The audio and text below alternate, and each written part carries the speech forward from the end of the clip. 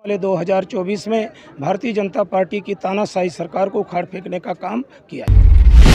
यादव जी का मैं आभार प्रकट करना चाहता हूं कि उन्होंने अंबेडकर नगर जनपद का बहुत बड़ा सम्मान बढ़ाने का काम किया कि हम सभी 4 लोगों को राष्ट्रीय कार्यकारिणी में एक महत्वपूर्ण स्थान दे करके पूरा हम 4 लोगों का ही नहीं पूरे अंबेडकर नगर के लोगों का सम्मान बढ़ाने का काम। स्वामी प्रसाद मौर्य जी ने जो बात कही है उन्होंने समाज के हित के लिए बात कही है।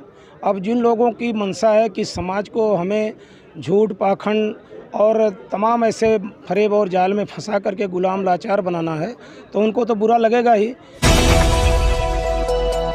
अंबेडकर नगर के 4 विधायक व पूर्व मंत्री व सांसद को समाजवादी पार्टी के राष्ट्रीय अध्यक्ष अखिलेश यादव जी के द्वारा राष्ट्रीय महासचिव और राष्ट्रीय सचिव बनाया गया। इस पे आप क्या कहना है? देखिए, इस पर तो सर्वप्रथम माननीय राष्ट्रीय अध्यक्ष आदरणीय अखिलेश यादव जी का मैं आभार प्रकट करना चाहता हूं कि उन्होंने अंबेडकर नगर जनपद का बहुत बड़ा सम्मान बढ़ाने का काम किया कि हम सभी 4 लोगों को राष्ट्रीय कार्यकारिणी में एक महत्वपूर्ण स्थान दे करके पूरा हम 4 लोगों का ही नहीं पूरे अंबेडकर नगर के लोगों का सम्मान बढ़ाने का काम किया है। निश्चित तौर से राष्ट्रीय अध्यक्ष जी ने जो जिम्मेदारी हम लोगों को सौंपी है, हम लोग पूरी ईमानदारी निष्ठा के साथ पूरा प्रयास करेंगे कि एक अच्छा रिजल्ट लाने का काम पूरे प्रदेश में हो, जिससे आने वाले 2024 में भारतीय जनता पार्टी की तानाशाही सरकार को उखाड़ फेंकने का काम किया जाए।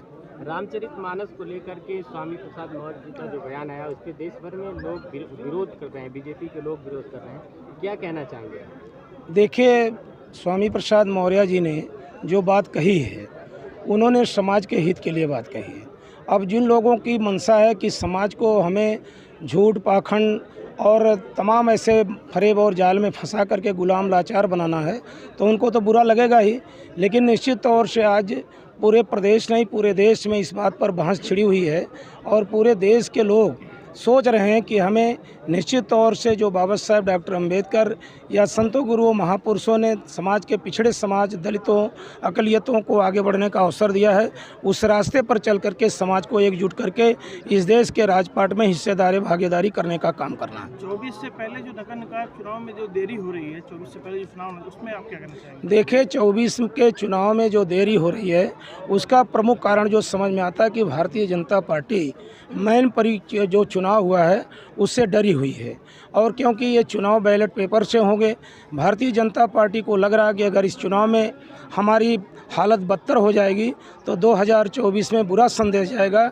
इसलिए वो जानबूझ करके चुनाव को लटकाने के प्रयास में लगे हुए हैं। धन्यवाद जी। इसके अभी कम समय में आपको बहुत लंबी जिम्मेदारी दे दी गई है। जी जी। इसके पहले आप आलापुर जिले के जनपद में तमाम सांसद वगैरह रह करके जिम्मेदारी निर्वहन आपने किया है जी, लेकिन अब आपके सामने लड़ाई बहुत लंबी है और MLC का सामने चुनाव भी आ रहा है, कैसे नैया पार करेंगे समाजवादी पार्टी? देखिए, हम शुरू से लंबी लड़ाई लड़ते चले आ रहे हैं।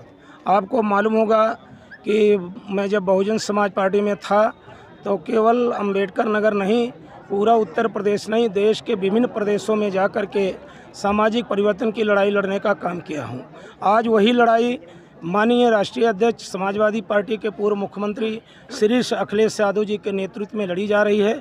हम लोग बाखूबी इस लड़ाई को लड़ करके माननीय राष्ट्रीय अध्यक्ष जी को एक अच्छा रिजल्ट और अच्छा परिणाम देने का काम करेंगे। विधायक जी, आपने ऐसा कौन सा वर्चस्व इतना बना दिया कि कम समय में बड़ी जिम्मेदारी मिलना और 5 सीटें सभा के फेवर में आना और इतने बड़े वहदे पे चले जाना, क्या प्रोसीजर रहा? देखिए, इसका सबसे बड़ा प्रोसीजर तो आपको मैं बधाई देना चाहता हूं कि हमारे पत्रकार बंधु त्रिभुवनदत्त का बड़े पैमाने पर साथ देते हैं भारतीय जनता पार्टी की लाख कोशिश के बाद। समाजवादी पार्टी कहती है कि पत्रकार मीडिया का भी साथ देते हैं, भाजपा वालों का साथ देते हैं तो इसलिए और इस क्षेत्र की महान जनता का भरोसा हम लोगों के ऊपर है कि जनता ने हम लोग अभी समाजवादी पार्टी में नए आए, हमें राष्ट्रीय अध्यक्ष जी ने सम्मान दिया और जनता ने सम्मान देकर के हम लोगों के जो सर पे ताज बांधा तो उसी का परिणाम है कि राष्ट्रीय अध्यक्ष जी ने हम लोगों को ये गौरव और सम्मान देने का काम। विधायक जी, अब आलापुर के आप वर्तमान विधायक हैं, जिम्मेदारियां भी हैं और सामने नगर पंचायत का चुनाव भी होना जी जी, और राष्ट्रीय सचिव आप माननीय अखिलेश यादव जी ने आपको बना दिया है। जी जी। अब प्रदेश का भी दौरा करना, जिम्मेदारी बड़ी है, तो कैसे आलापुर के विकास कार्य? देखिए, इसके पहले भी हम करते रहे हैं, मैंने आपको बताया ना पूरा प्रदेश नहीं पूरे देश में मैंने काम किया।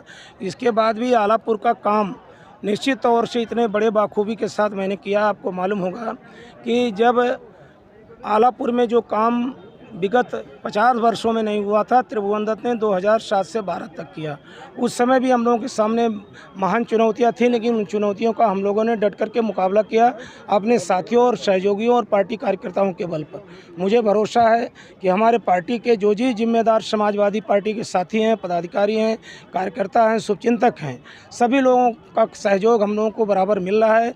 इनके बल पर मुझे पूरा विश्वास है कि जहांगीरगंज हो चाहे राजेश सुल्तानपुर हो, दोनों नगर टाउन एरियाओं पर मेरे साथियों समाजवादी पार्टी का चेयरमैन बनाने में हम लोग कामयाब हो जाएंगे। धन्यवाद। इसी तरह की खबर पाने के लिए चैनल को सब्सक्राइब करें और बेल आइकन की ऑल बटन दबाएं।